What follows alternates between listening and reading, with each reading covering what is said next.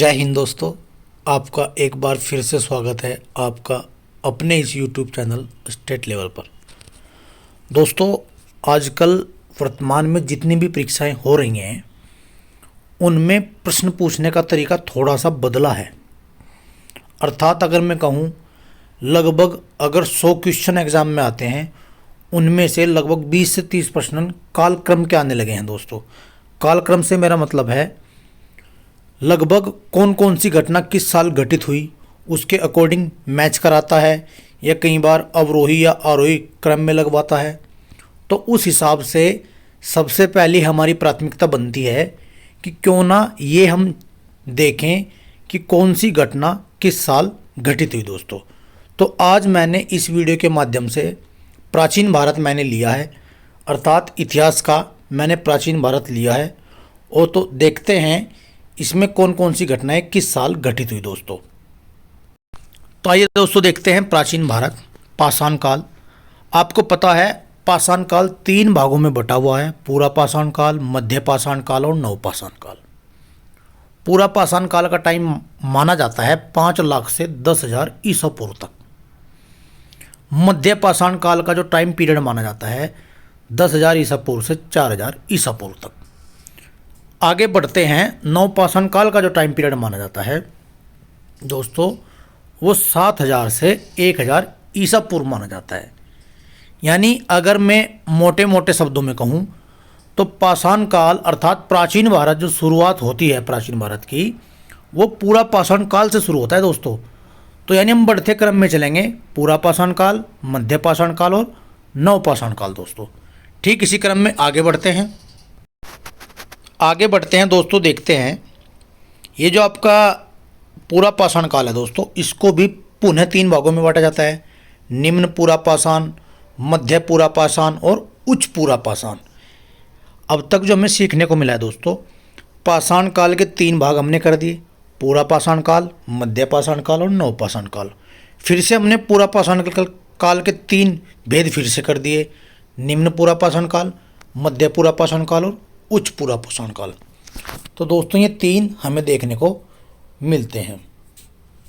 आगे बढ़ते हैं दोस्तों। आगे बढ़ने पर चलते हैं दोस्तों, हम सबसे पहले हम जानते हैं इसके आगे हड़प्पा सभ्यता। कई बार हम पढ़ते रहते हैं लेकिन हमें ये नहीं पता चल पाता कि भाई हड़प्पा सभ्यता कब से कब तक है। तो दोस्तों, हड़प्पा सभ्यता का जो समय माना जाता है वो 2500 से 1750 ईसा पूर्व माना जाता है।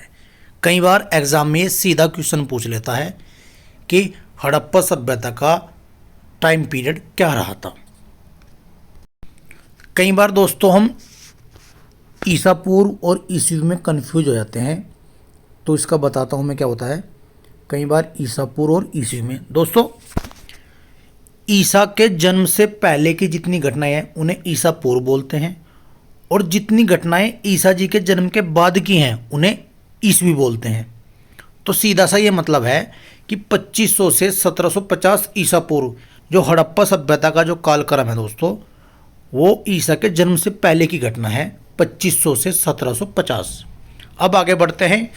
हड़प्पा की खोज दोस्तों 1921 में हुई थी, मोहनजोदड़ो की खोज 1922 में, चंदहुदड़ो की दोस्तों 1934 में, रोपड़ 1950 में। यहीं पे मैं क्वेश्चन आपको बता दूं दोस्तों, पूछा जाता है कि स्वतंत्रता प्राप्ति के बाद सबसे पहला स्थल कौन सा खोजा गया था। तो दोस्तों, पंजाब का रोपड़ है जो कि सतलज नदी के किनारे है। दोस्तों, बात करते हैं बनावली 1973। राखी गढ़ी पर दोस्तों क्वेश्चन पूछा जाता है कि सबसे बड़ा स्थल हड़प्पा सभ्यता का, अगर मैं भारत की बात करूं दोस्तों तो राखी गढ़ी भारत का सबसे बड़ा हड़प्पा स्थल माना जाता है। दोस्तों, आगे बढ़ते हैं। कालीबंगा, लोथल 1954, धोलावीरा 1967 में इसकी खोज हुई थी, और उसका उत्खनन का कार्य आगे लगभग 1990 के आसपास किया गया था। ठीक इसी साल हम 2 साल और पढ़ लेते हैं, 1863, जिसमें पाषाणकालीन सभ्यता की खोज की गई थी। 1826 में हड़प्पा टीले की जानकारी चार्ल्स मैसन ने हमें दी थी। दोस्तों, आगे बढ़ते हैं। फिर हड़प्पा सभ्यता के बाद जो हमें देखने को मिलता है दोस्तों, उसका नाम है वैदिक काल। यानी वैदिक काल हमको 1500 ईसा पूर्व से लेकर 600 ईसा पूर्व के बीच मिलता है। जिसके दो पार्ट हैं दोस्तों, ऋग्वेदिक काल और एक उत्तर वैदिक काल। ऋग्वेदिक काल से मतलब है हमारा जिसमें हमारा ऋग्वेद लिखा गया, और उत्तर वैदिक काल का मतलब ऋग्वेदिक काल में हमने 3 वेद लिख लिए थे, उसके बाद उत्तर वैदिक काल में केवल चौथा जो अथर्ववेद हमें देखने को मिलता है उसका वर्णन मिलता है। तो वैदिक काल 1500 ईसा पूर्व से लेकर 600 ईसा पूर्व तक माना जाता है। अब तक अगर मैं एक क्रम बताऊं आपसे, सबसे पहले पाषाण काल आया, फिर हड़प्पा सभ्यता आई, और उसके बाद वैदिक काल दोस्तों देखने को मिलता है। आगे बढ़ते हैं उसके बाद दोस्तों जैन धर्म में केवल महावीर स्वामी का उल्लेख हमें मिलता है अधिकांश, तो जिनका जन्म 540 ईसा पूर्व से लेकर उनकी मृत्यु 468 में होती है। बौद्ध धर्म की अगर मैं बात करूं, गौतम बुद्ध जी का जन्म 563 ईसा पूर्व में होकर उनकी मृत्यु 483 ईसा पूर्व में कुशीनारा में होती है। जन्म उनका लुम्बिनी में होता है। ठीक इसी प्रकार कई बार बौद्ध संगति का कालक्रम पूछ लेता है कि कौन सी बौद्ध संगति किस समय हुई। तो दोस्तों सबसे पहली बौद्ध संगति जो राजगृह में हुई थी 483 ईसा पूर्व में हुई, दूसरी 383 ईसा पूर्व में हुई, तीसरी 251 ईसा पूर्व में हुई, और जो चौथी बौद्ध संगति है दोस्तों जो कनिष्क के समय हुई थी कुंडल वन कश्मीर में, वो 72 ईस्वी में हुई दोस्तों, यानी वो पहली शताब्दी का आरंभ हो चुका था तब वो दोस्तों चौथी बौद्ध संगति हुई दोस्तों। आगे बढ़ते हैं।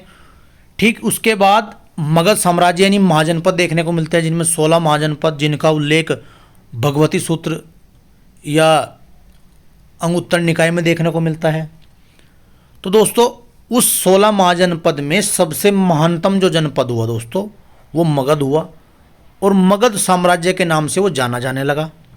आगे बढ़ते हैं। मगध साम्राज्य में सबसे पहले जो वंश आता है दोस्तों वो हर्यक वंश आता है, जिसका समय 544 ईसा पूर्व से 412 ईस्वी पूर्व माना जाता है, जिसमें 3 मुख्य शासक देखने को मिलते हैं, बिंबिसार, अजातशत्रु और दोस्तों उदयन। ये उदयन वही है जिसने पाटलिपुत्र को बसाया था। तो हर्यक वंश में 3 राजा देखने को मिलते हैं, बिंबिसार, अजातशत्रु और दोस्तों उदयन। मगध साम्राज्य में सबसे पहला वंश हर्यक, और हर्यक वंश में 3 शासक बिंबिसार, अजातशत्रु और उदयन। आगे बढ़ते हैं।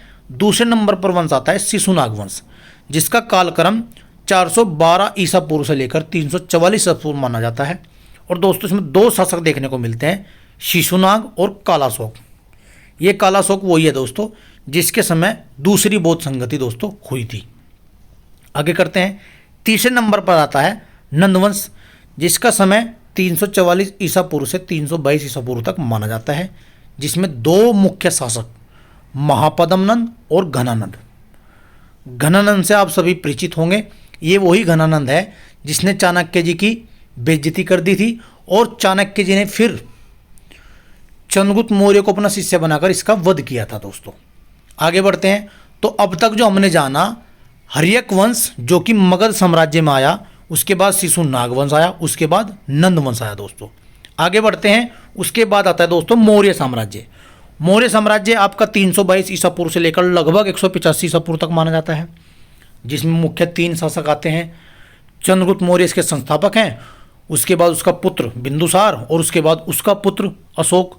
तो मौर्य समाज में लगभग 3 शासक देखने को मिलते हैं, मुख्यतः चंद्रगुप्त मौर्य, बिंदुसार और अशोक। ठीक इसी क्रम में कई बार पूछ लेता है कि अशोक के अभिलेख को खोज किस साल हुई। 1750 में ही दोस्तों, ये बार बार एग्जाम में आता है। 1837 में 1750 में इसके अभिलेखों की खोज हुई थी, और उनको फिर टिम पैथलर ने इसकी खोज की थी, और 1837 में जेम्स प्रिंसप ने इसे पढ़ा था दोस्तों। तो इन 2 क्वेश्चन एग्जाम में बार बार पूछ लिए जाते हैं। अशोक के अभिलेखों खोज किस साल हुई और उनको सबसे पहले किसने पढ़ा। तो दोस्तों 1750 में इसके अभिलेखों की खोज हुई थी, जिसकी खोज टिम पैथलन ने की थी, और सबसे पहले इनको पढ़ा था जेम्स प्रिंसप ने। ठीक इसी क्रम में आगे बढ़ते हैं। अब आगे आता है मौर्योत्तर काल। मौर्योत्तर काल 200 ईसा पूर्व से लेकर 300 ईसा पूर्व तक माना जाता है, जिसमें हमें देखने को मिलते हैं सुंग वंश, कन्नम वंश, सातवाहन वंश और चेदी वंश। ठीक इसी क्रम में कुछ बाहरी आक्रमण करते हैं हिंदू, यमन, शक और कुषाण। यहाँ से पिछले प्रीवियस आप यूपी पीसीएस का एग्ज़ाम उठाकर देखना 2023 वाला, वहाँ पर सीधा क्वेश्चन पूछा हुआ था कि मतलब उसने काल क्रम का क्वेश्चन दिया हुआ था, सुंग वंश, सातवाहन वंश, चेदी, उसको क्रम उसका बिगाड़ कर दिया हुआ था, आपको उसे सही क्रम में लगाना था। तो दोस्तों यहाँ से क्वेश्चन बनता है एग्जाम में, वो पूछता है इन चारों का क्रम बिगाड़ देगा और पूछ लेगा कौन सा सही है। तो आपको याद रखना है मौर्योत्तर काल में सबसे पहले सुंग आया, फिर कन्नव, फिर सातवाहन और फिर चेदी। ठीक इसी प्रकार हिंदू यमनों का आक्रमण हुआ, शकों का आक्रमण हुआ और कुषाणों का आक्रमण हुआ। आगे बढ़ते हैं, बात करते हैं गुप्त काल की। गुप्त काल में सबसे पहले चंद्रगुप्त प्रथम, फिर उसका लड़का समुद्रगुप्त, चंद्रगुप्त सेकंड, कुमारगुप्त और दोस्तों स्कंदगुप्त। ठीक इसी क्रम में गुप्तोत्तर काल आता है, जिसमें राजपूत काल, शंकराचार्य देखने को मिलते हैं इसी दौरान। राजपूत काल का टाइम पीरियड 750 से 1200 ईस्वी तक माना जाता है। और सबसे अंतिम जो आते हैं लगभग ये चोल साम्राज्य देखने को मिलता है, जिसमें विजय इसके संस्थापक हुए। आदित्य प्रथम देखने को मिलते हैं और दोस्तों परांतक प्रथम देखने को मिलते हैं, राजराज प्रथम देखने को मिलते हैं, राजेंद्र प्रथम देखने को मिलते हैं, राजाजी धीराज, कुलोत्तुंग प्रथम, कुलोत्तुंग सेकंड और कुलोत्तुंग तृतीय।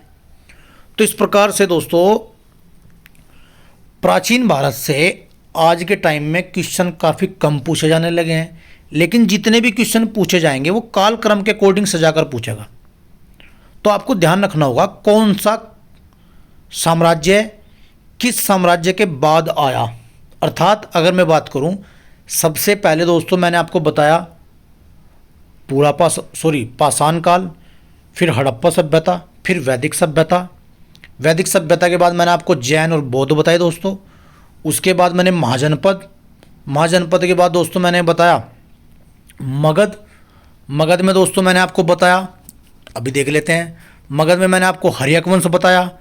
हर्यक वंश के बाद मैंने आपको दोस्तों बताया शिशुनाग वंश के बाद नंदवंश के बाद मौर्य साम्राज्य के बाद मौर्योत्तर काल, जिसमें सुंग वंश, कन्नम वंश, सातवाहन और चेदी देखने को मिलते हैं। तो दोस्तों आप अपनी इस परीक्षा में इसको एक क्विक रिवीजन के रूप में लीजिएगा, ताकि परीक्षा में आप 3 से 4 क्वेश्चन ये काल क्रम के आप सही करके आएँ। इसलिए आप इस वीडियो को बार बार देखिए और एक काल क्रम को अपने दिमाग में सेट कीजिए, ताकि एग्ज़ाम में आपको ये पता चल पाए कि हमसे वो क्या पूछ रहा है। अर्थात कौन सा राजवंश किस राजवंश से पहले आया था और कौन सा बाद में आया था। आज के दौर में दोस्तों वे ऐसे ही क्वेश्चन पूछ रहे हैं हमसे, तो आपको ये वीडियो बार बार देखनी होगी, जिससे आपका ये कालक्रम थोड़ा सेट हो जाए दिमाग में और आपके याद हो जाए। तो दोस्तों उम्मीद करता हूँ आप इस वीडियो से काफ़ी कुछ सीखेंगे। अगर आप इसको पसंद करो तो आप इसको लाइक कर दीजिएगा और कमेंट करके मुझे बताएं, ताकि मैं और अन्य सुधार इसमें ला सकूं। अभी मेरी शुरुआत है दोस्तों। धन्यवाद दोस्तों।